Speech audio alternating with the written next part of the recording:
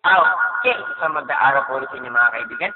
Ako po ulit si Dave ng Kakwentuhan TV at gumako po ulit tayo sa isa naman po special na episode.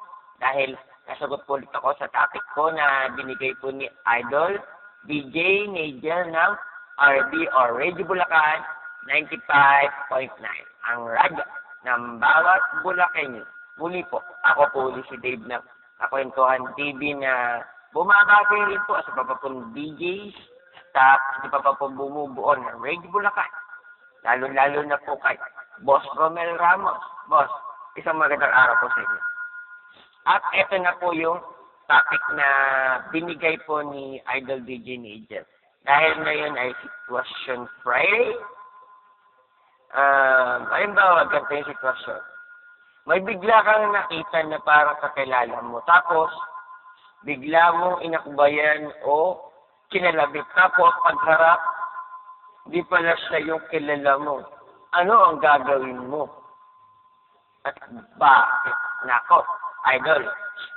Kadalasan, dati nung high school ako, madalas nangyayari sa akin ito eh.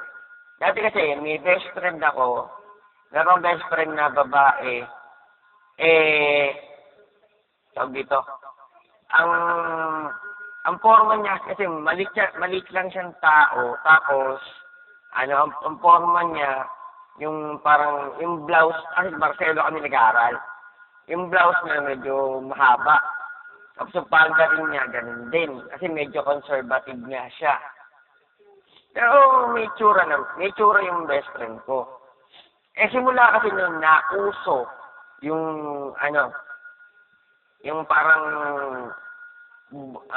gupit ng araw na mahaba yung buhok, pero may bangs hanggang dito. Ngayon, parang may nakita akong ganun. One day, papasok na ako ng school nun, inaabot ko siya, bigla akong inakbayan. Kasi, kasing katawan, kasing taas, kapalas ang buhok niya. Bigla akong inakbayan. Pagharap. Ow! Niya. Sino ba to? Sabi ko sa kanya, ako yung best friend mo pagharap niya. Ay, hindi pala siya. Sabi ko, ay, miss, sorry. Sabi niya, ba't kinakabayan?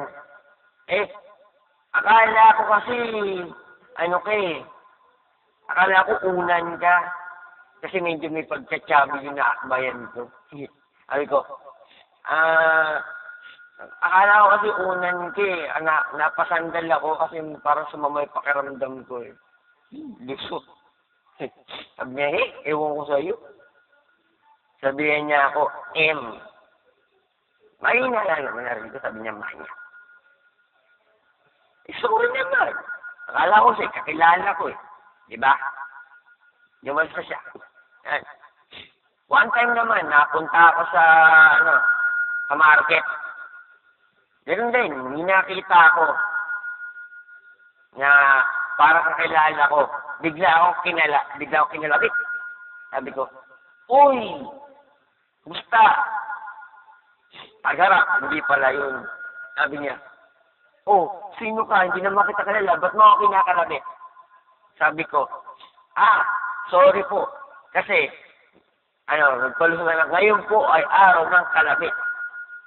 Dahil, kung sa ibang bansa po, kapag may isang bansa, kasi hindi ko lang po ma-recall kung anong bansa, na kapag araw ng kapistahan nila, pag wala kang green sa katawan o suot,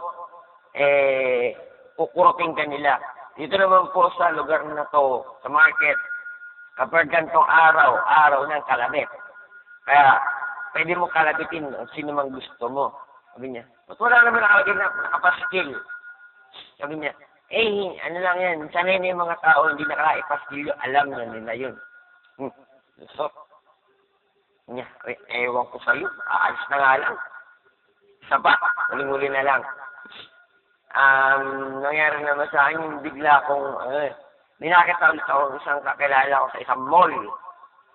Parang kakilala ko din. Sinundan ko, bigla akong hinawakan sa balikat. Sabi ko, uy! Hinawakan sa balikat. Kamusta? pagharap. Sabi niya, sino ka? Hindi kita kilala. Tapos sasabihin ko, sorry. Akala ko kasi telephone booth. Bakit? Mukha ba ako naglalakad na telepono? Kasi, buti na lang nataon na yung tao na yun na nakawa ko sa balikat, may kausap sa cellphone. Ngayon, sabi niya, tamo yung forma mo, straight body, tapos medyo may kalakir, katawan, sa taas, parang Danny Bravo. At may hawak kang phone. Yan. Mukha kang telephone. Akala ko kasi telephone booth ke. Diba? Yan. Lusot na naman. Yan. Umalis na. Ayaw ko sa'yo. Alis na lang ako kasi pinaglolok mo lang ako. At yan po ang naging sagot ko sa topic mo, idol. Ano naman, nagustuhan mo. Muli po, ako po ulit si Dave na Kakwentuhan TV, and sana na po nagustuhan nyo at iba pong DJ, staff at iba pong bumubuo ng Radio Bulacan at si Boss Romel Ramos. Isang magandang araw po ulit sa inyo. At sana po lagi kayong mag-iingat.